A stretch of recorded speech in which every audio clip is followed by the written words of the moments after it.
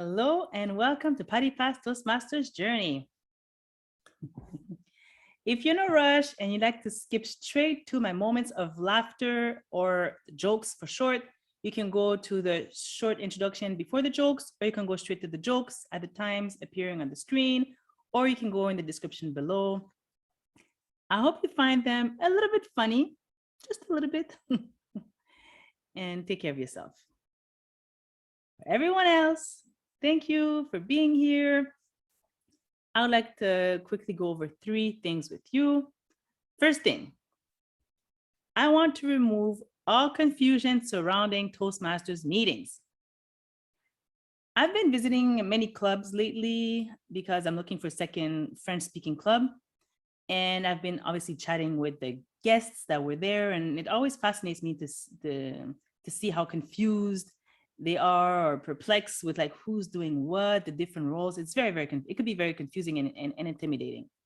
And I remember how I felt just a few months ago. So I decided to demystify this whole thing and create a Toastmasters roles series that will display every single one of the roles in different videos so that by the time I'll be done with it, you'll have seen and I will have acted out every single one of the roles. So you'll have a lot of valuable information.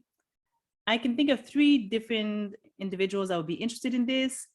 First, if you're new to Toastmasters and you would like to find your most authentic voice and just become more or a better salesperson or a better leader, and you'd like to come visit as a guest, you will be much less confused because you'll have already seen what every role is about and you'll look like an absolute pro when you get there. Second, if you're currently a new Toastmasters member, or even if you're not so new Toastmasters member, you may find some ideas that you want to bring back to your club. And if you are new Toastmasters, then you can, maybe that could give you some more information, more tools that you could use when you want to just start attacking the more complex roles like the chairperson or the Toastmaster. So I'll be sharing all of those with you very short in the coming weeks. And third, if you're not part of one of these 2 groups I just mentioned, perhaps the principles that I will be sharing with you, those tools, they can definitely be applied and adapted to your own businesses and meetings to make your meetings more impactful and also, or just your participation more meaningful and memorable as well. Okay, on to the second point. Why do we role play at Toastmasters? I'll do something I don't like to do. I'm going to flip it back to you and ask you the question. You tell me, why would we role play? Because there's no better way than to become better at something than to do it over and over and over again until we become better at it. And having lived through it myself, like I used to be really shy just to present myself, just to introduce myself in a meeting or when I would be a guest. I would struggle just with presenting myself then. But then over the first few weeks when I joined, I decided to like go all in and leave nothing behind. And that, of course, the more I would put into Toastmasters, the more I would get out of it. And it didn't matter what it was and whatever role it was, whether it was the role of timer or the little joke, the tip of the day, whatever it is, I just did them all until now. Like just recently, I've just performed all the roles with the exception of general evaluator. But by the time that I get to that, I can assure you I will have performed it at my club already. Let me just share a quote from Michael Jordan, a legendary basketball player, that really highlights the power of repetition. I'm going to try to imitate a man's voice. I've missed more than 9,000 shots in my career. I've lost almost 300 games. 26 times I've been trusted to take the game-winning shot and missed. I've failed over and over and over again in my life, and that is why I succeed. And this is why we role play. Look, I have nothing else to add after Michael Jordan. Drop the mic. So that's that. And the third and final thing I want to discuss, humor, which is why we're here today. Humor can be anything that brings comic relief to a meeting or to a situation. It could be a joke, a personal anecdote, an observation, whatever, a magic trick. We do follow guidelines at Toastmasters, however. We avoid potentially offensive jokes or jokes at someone's expense, like race, religion, sex, politics. We just stay off of it. And we also try to make sure that the joke is not difficult to understand for non-native English speakers. For example, like my first language is French, so certain twists on words we would not understand, for example. And we have carte blanche to be original and creative. And since I'm about to share a moment of laughter with you today, I thought I should tell you that I'm not that funny. And I'll tell you why I don't think I'm that funny. My daughter doesn't think I'm funny.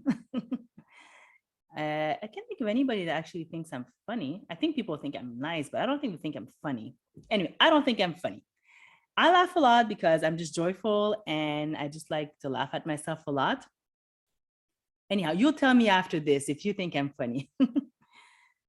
So when I saw that the moment of laughter was just 30 seconds in my club, that's when I decided to just jump on it. I got on the internet and I typed short jokes or short funny jokes, and I ended up on Joel Osteen's site. Like he always starts his messages with some jokes. So I figured, well, he has hundreds of them. Let me just pick one of them. So I took one of his and I just put my own spin on it. And I called it, I got myself a hearing aid. And then just yesterday, that was not going to be part of this, but I thought this is funny. Well, it might be funny. So yesterday I assisted at the Beyond Words open house, which is an advanced Toastmasters club.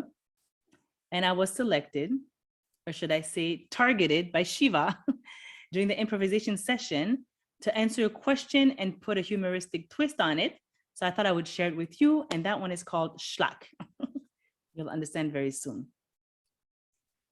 If you listen to any public speaking champions or coaches like Andrew Brown or Darren Lacroix, they always emphasize the importance of using humor. It doesn't have to be an actual joke, but just doing something funny to relax the audience and connect with them instantly. All right, I hope you're ready for this. And I hope you're gonna laugh. I hope I just get a smirk or a smile or a giggle out of you. I'll be happy with a giggle. Oof, this is gonna be interesting. Let's go.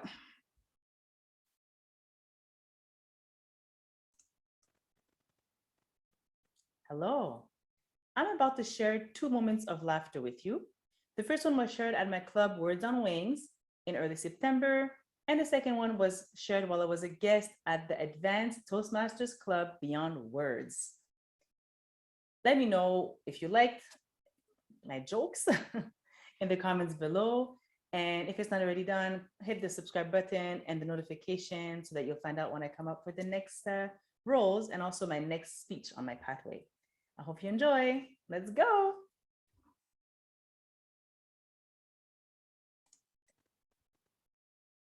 An elderly woman called Martha had been having hearing problems for decades.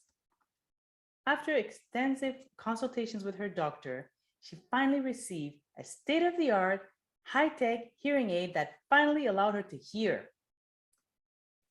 A month later, she came back for a checkup. The doctor said, "Wow, Martha, your hearing is flawless. Your family must be ecstatic that you can finally hear again." Martha responded, "Oh no, dear. I haven't told my family yet. I've been sitting around the table, listening to their different conversations, and I've already changed my will 3 times. The end. Let's go down memory lane together. Back to 2002. True story. I was standing at the bus stop. I think I was going to school. And there was a gentleman in front of me. Let's call him Bob. It was a freezing cold day, like Quebec cold, minus 40 degrees. And all of a sudden, Bob sneezed in his hand, because back then we did not know we did not know to sneeze in our elbows. So, achoo! Yes, between his nose and mouth and his hand was a heavy, heavy load of saliva and mucus. I saw it. Bob saw it. What did he do? He did a slack.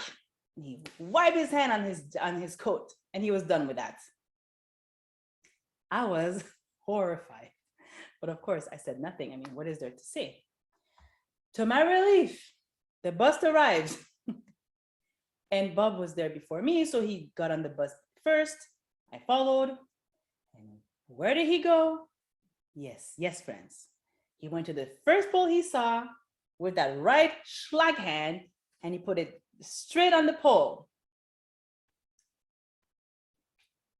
Friends, since that traumatic incident, I have resolved to never again place my hand ever again on a pole. Whatever the public transportation I was taking, I'm the one doing the balancing act, or putting a barrier, a jacket, or a glove between myself and the pole. But till this day, and I suspect until I take my last breath, I will never again place my hand on a pole, thanks to Bob. The end. I hope you found this funny and helpful. Please don't hesitate to tell me what you liked or what you think I can improve. And why don't you tell me which one did you prefer between the first joke, I think I lost my hearing aid, and the second one, schlag. I always read and respond to every single one of the comments. And if you know someone who may benefit from this information for an upcoming meeting, share it with them. See you in my next video.